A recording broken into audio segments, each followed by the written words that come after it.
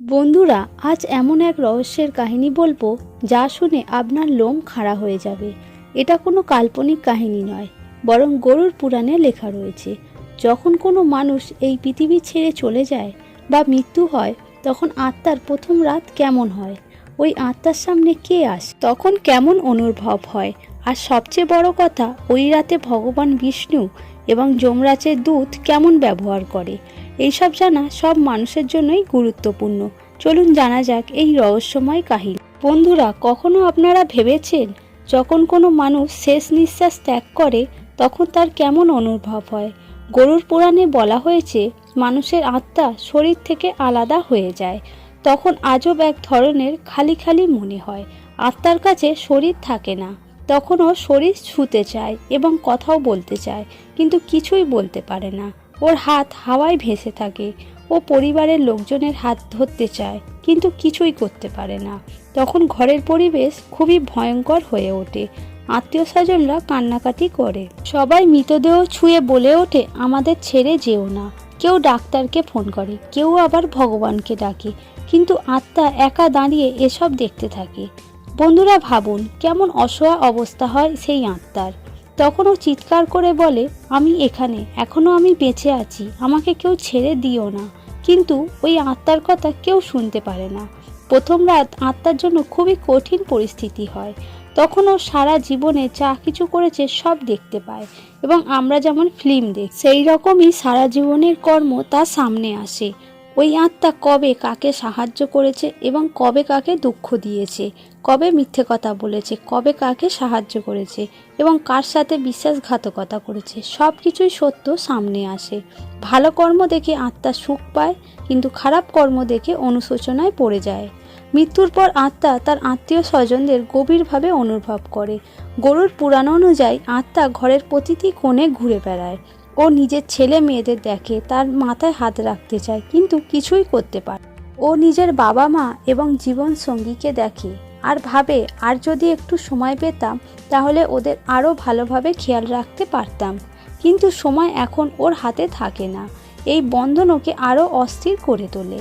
তখন ও যতই কান্নাকাটি করুক না কেন, কেউ ওর ডাকে সাড়া দেবে না। আত্মার প্রথম রাত তখনই তার আরও ভয়ঙ্কর হয়ে ওঠে যখন তার সামনে যমদূত হাজির হন। গরুড় পুরাণ অনুযায়ী যমদূতের শরীর বিশাল এবং ভয়ঙ্কর হয়।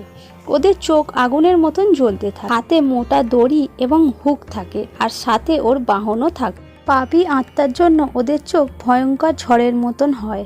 আত্মা ওদেরকে দেখে ভয়ে কাঁপতে থাকে, ওর মনে ভয় ভরে যায়। কিন্তু বন্ধুরা, যারা জীবনে ভালো কাজ করেছে, যাদের মনে ভক্তি এবং দয়া রয়েছে, তাদের এই যমদূত শান্ত স্বরে বলে, ভয় পেও না, তোমার যাত্রা এবার শুরু হবে, তুমি নিজেকে তৈরি করে নাও। এরপর আত্মাকে একটা রাস্তা দেখানো। এ কোনো সাধারণ রাস্তা নয়। গরুড় পুরাণ অনুযায়ী এই রাস্তা বিভিন্ন রূপ নেয়। কখনো এই রাস্তা অন্ধকার, যেখানে আত্মা কিছুই দেখতে পায় না। কখনো আবার আগুনের মতন উত্তপ্ত হয়, তখন আত্মার শরীর গরমে শুকিয়ে যায়। কখনো আবার বরফের মতন ঠান্ডা হয়, তখন আত্মার শরীর ঠান্ডায় কেঁপে ওঠে। কখনো রাস্তায় আবার কাঁটা ভর্তি থাকে, তখন প্রতি পায়ে তাকে কষ্ট অনুভব করতে হয়। কিন্তু যারা জীবনে পুণ্য করেছে, তাদের এই রাস্তা ফুল দিয়ে সাজানো থাকে। ওর সামনে দেবদূত প্রকট হন, ফুল বৃষ্টি করে আত্মাকে স্বাগত জানায়।